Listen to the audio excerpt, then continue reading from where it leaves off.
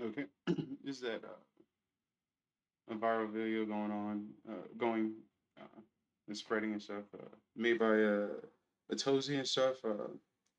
The about the TikTok DoorDash girl who like videotaped some guy who was like nude in his apartment as she was like trying to just do her job and just deliver the food and shit.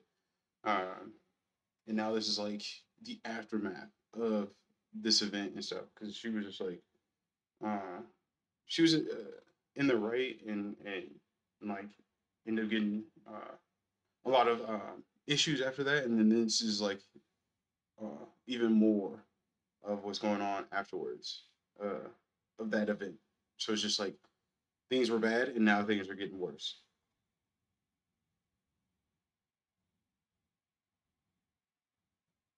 Things just got so much worse for the TikTok DoorDash girl because this is becoming a nightmare for her. And if you don't know about the situation, it is insane. So here's a quick rundown. So on October 12th, 2025, a DoorDash driver by the name of Olivia Henderson got an order in Oswego, New York. This was apparently a late night Wendy's order, and from what we know, all she had to do was leave the food at the door, take a picture of the food, and continue on. Women are gonna just stop doing DoorDash because it's like there's too many creeps and weirdos out there. On with her night. Instead, she allegedly made a series of awful decisions. The police and prosecution, they're alleging that she pushed the door open and decided to film a drunk dude who was passed out on his couch with his pants down. So in my first video on this story, I reported that she walked into the house because that's what currently was going viral on TikTok.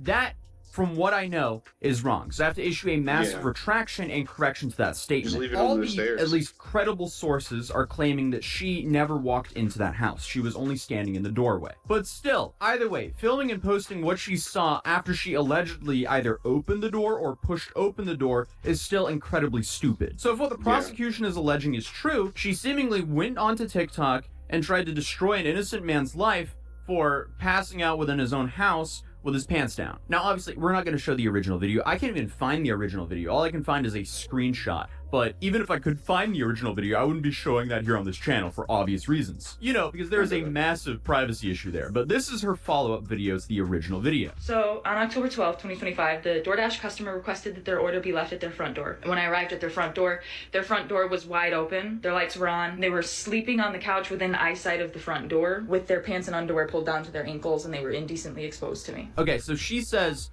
the door was wide open. And the police and prosecutors...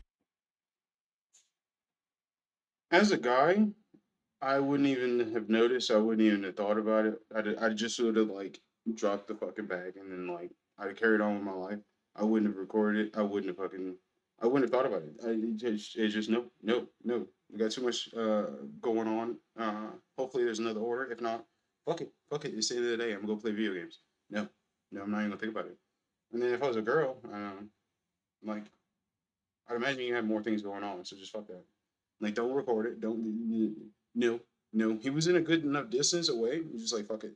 Just drop the bag and then fucking get to your car and fuck off. say otherwise. And the reason they're saying this is because there's allegedly Ring doorbell footage of her either opening or pushing the door open. Now, the only problem is, to my knowledge, that footage has not been released to the public. I was actually hoping to see that footage today in court, but court had different plans for us today. Because I also reported this to the police, and the police are doing nothing. I was assaulted. I'm the victim. I lost my job. I'm the victim. I was working. I was literally working. And they deactivated me. This is related. They just punished me for posting about my fault while door dashing. They just fired me, and the police are doing nothing. Okay, so that's her side, and the prosecution is basically saying something around the lines of this happening. Sir, I have your DoorDash. Oh! Now, obviously, that video exaggerates things for humor, and again, correction, she didn't go into the house from what we know. But this was her final response before the trial. Hi guys, it's the DoorDash girl. There have been a lot of people saying things like I entered the customer's home or I opened the customer's door, but I can assure you that I did not do either of those things, and I have obtained irrefutable proof that the door was already wide open when I arrived to the customer's house, but due to its... If it's already open... You're not a guest. You're not a guest. Leave it at the stairs. Go away. All right, if I was this individual, right, the guy and stuff, and you come in because my bed's over there, and you go to the door and stuff that's over there. I'm like, no, no, just leave it at the door. Importance, I cannot post that proof at this time. I didn't ask you to come in. I didn't ask you to come in. I asked for food. Please go away. Okay, so we have two sides saying two different things. The only thing everyone can agree on is that the homeowner was laying passed out inside of his own home with his pants down. Then she had her arraignment, which was actually televised, and she asked to ban cameras, but the judge reportedly responded, so now you don't want cameras involved. So I wouldn't say that was a strong start for her, but that was her arraignment. This is how her first hearing went. And as we found out, it didn't go as expected, and it doesn't seem like she's just gonna get a slap on the wrist. Back at the airport again, because today we're heading to the TikTok DoorDash girls trial, which is tomorrow. So we're going to Syracuse, New York now. But I definitely wanted to attend this trial because there's been so many details about this case that have been extremely unclear. So might as well go, show up, and get them clarified. Dude, this is the smallest airplane I've ever been on. I mean, I'm purely just doing this for content. I genuinely don't give a shit either way. And then I heard that she got like 8 years in prison, and I thought that was just wild. I think that's a bit much, a bit excessive. Like, I felt as though she should have just gotten like a slap on the wrist. Not really like a slap on the wrist, like some kind of punishment to like discourage people from going into other people's homes and stuff like that. Like, I don't want my DoorDasher to come into my apartment and like be like, here goes your food, bro. Like, I didn't ask her in my hands. The door, the stairs, man. What are you doing? I'm playing games, man. Playing Pokemon, bro. Go away. I can't pause.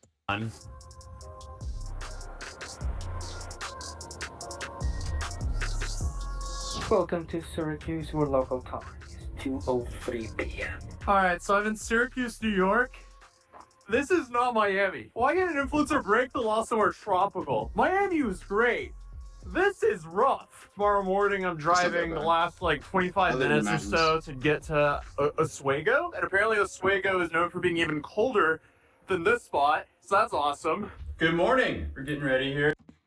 So I've got like this little container right here, and I can keep ice cold water in like hot temperatures and shit for a long period, for like I think like up to 6 hours or 12 hours, and then like the same thing for hot water. You drink, you just several layers, and then like drink one of these. If not having one of those heated cups, and then like just hot water, you'll be fine.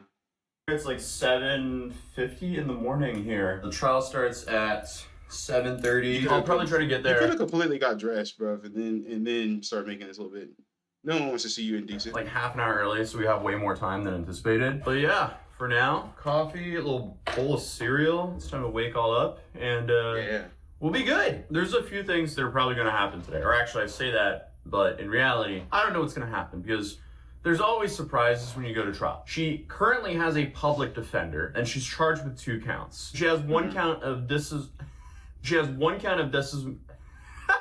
Okay, so she has one count of dissemination of unlawful surveillance image. She also has one Dissemination of an unlawful surveillance image. Dissemination.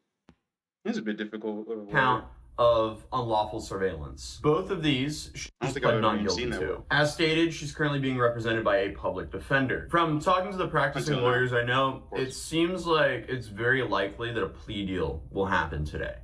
Who knows though? That's why we're gonna go see. The big thing is for her is she filmed the guy. That's why she's charged. You have a whole bunch of arguments Yes. about like, okay, did she open the door? Was the door already kind of opened? How was the door when she... Wish you would have done the same thing if it was a female. Like, if it was a female, she was on her couch and stuff, pants down to her freaking ankles, or leggings or whatever down to her ankles and stuff. Well, she would have still filmed it if it was a female, and she would have still felt like she was being attacked if it was a female. Just a question.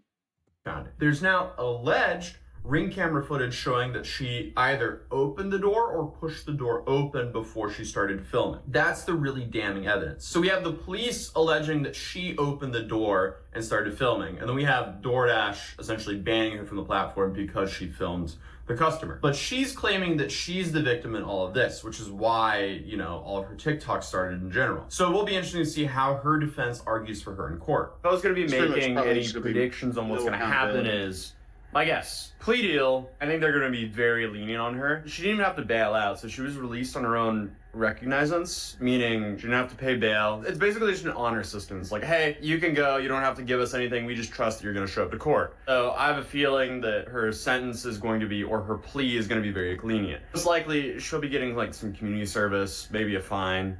That's what I'm expecting here, but we'll see. All right, welcome to Oswego, New York.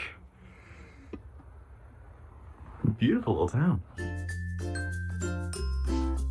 Okay guys, I just got out of court. I'm now going to find a little location where I can do a quick live stream for you guys. Wow, look at that building, that's beautiful. I think that's the town hall.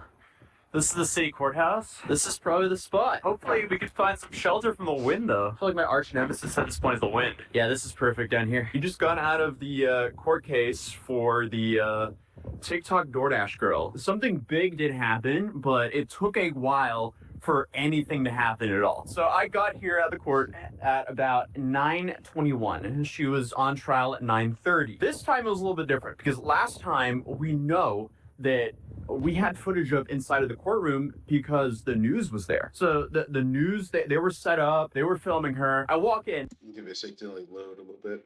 There's no TV camera set up. I don't even see any journalists. And basically I was there until the end. I can confirm there was no journalists there. So it's only me that was there, which is kind of interesting. Other updates to this case. She still has a public defender. She has 2 charges. At 9:30, judge walks in, everyone stands up, sits down, the whole thing, and I don't see the DoorDash girl. I think it was just because I didn't see her, because she was sitting in there. And at that time, I was sitting in kind of in the back right of the courtroom, and this courtroom is set up in a, not the best fashion, because there's a column blocking the judge, and the audio isn't really good, and it didn't seem like they had the microphone speakers on the back, so I couldn't hear what was going on.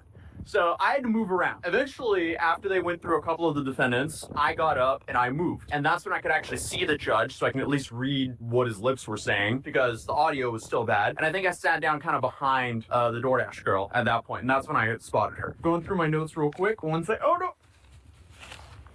All right, my hands are frozen. Why did I not bring gloves? As a Norwegian, I should have known better. So 10 o'clock rolls around, and I see who I think is the DoorDash girl's public defender. 10:25 rolls around. Nothing yet.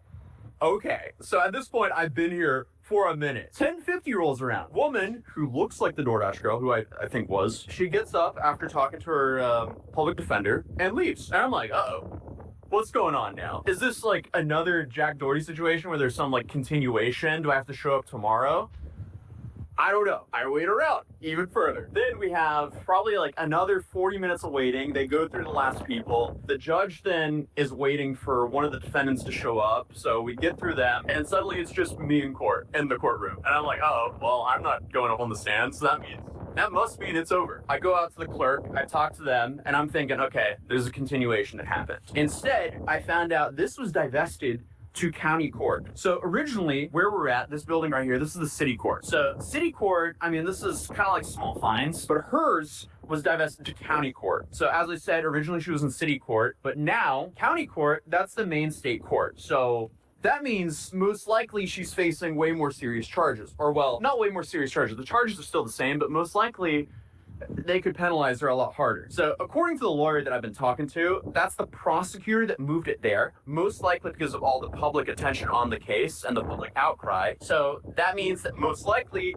she won't get a slap on the wrist. So currently she is facing 8 years in prison. That's her max sentence, because it's a 4-year max sentence for each of the felonies, and her minimum sentence seems to be a couple years of probation, and that is if she's convicted 100% though. It seems like she was moved to Superior Court, so that's actually even worse for her. Uh-oh. So that's what we have right now. She's currently facing 8 years in prison. That's the worst case. She's not going to get that. But her minimum is at least a couple years on probation. Either way, she shouldn't have done this. This is like a big self-inflicted thing that didn't need to happen. I don't know why she decided to do that. Those are all the updates for now. And I have to go find out when the next court date is, because if it was just moved till tomorrow, that's very convenient for me.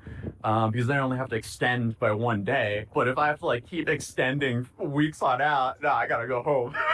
I can't be here for weeks. I can't be a new resident of Oswego, New York until all of this resides. Who knows? All right, we did a successful live stream. I'm actually fairly happy with that. Now, let's grab a coffee and then head back to the hotel and knock out this video. Skincare and beauty bar. Hold up. Is the coffee shop right here? Coffee shop is in here. Oh, awesome. Thank you so much, sir. Right.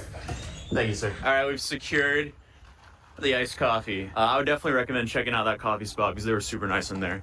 Other than that, let's get back to the hotel and finish this video. Okay, so I'm now back here at the hotel. I started off on one side of the courtroom, but when I positioned myself in the courtroom, I quickly realized I picked like the worst seat possible in the house. Because as I walked into the courtroom, the door never closed. So it was open and there was constantly people going through the hallway talking. So it was hard to hear the judge. Then for some reason, the speakers that were like kind of behind you, normally they're connected to the judge's microphone so you can actually hear what the judge is saying, but they were not connected, so I couldn't hear the judge. Then there was also a pillar in front of me, so I couldn't see the judge either. So I just picked the worst seat in the house, and I'm here to report for you guys, and if I can't see nor hear the judge, that's a problem. So I ended up crossing to the opposite side of the room, and I went to the front bench so I can actually hear the judge because, again, the speakers were not on. So I sat there and I was looking around for Olivia and I couldn't find her. So then I'm sitting here like, okay, am I in the wrong place? But I double checked, it was the right judge and I was in the right courthouse. So then I was wondering, did she not show up? Well, there was a woman sitting in front of me, but I didn't put 2 and 2 together because I was looking for a lady with, you know, curly red hair. But the woman in front of me had brownish blondish hair, and it was straight and it was in a ponytail.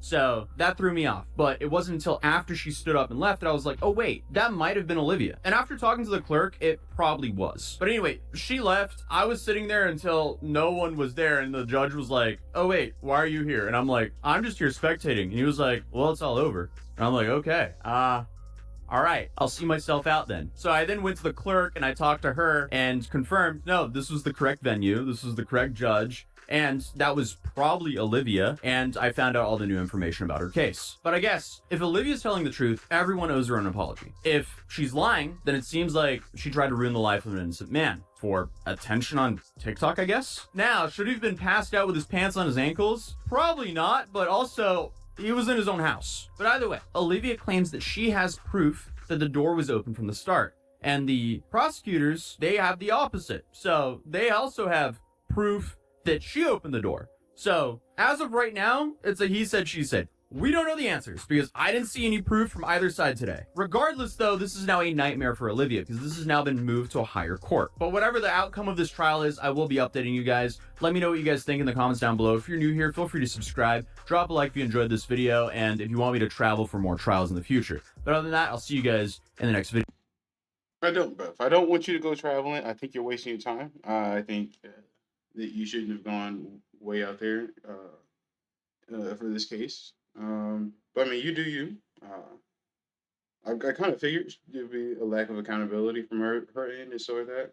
Like I said, I don't want my DoorDashers or Uber Eats guy or girl to come into my apartment and fucking be like, hey man, can I join your game? I'm like, no, please. Leave my food at the door or the stairs. I don't care. Just don't come in. I think they were at liberty to dress however they want to in their own residence. That is their privacy. I think that she impeded on that, and then record. It's like, bro, don't you have other things going on? Just stop. Go back to work. Get a different order. All right.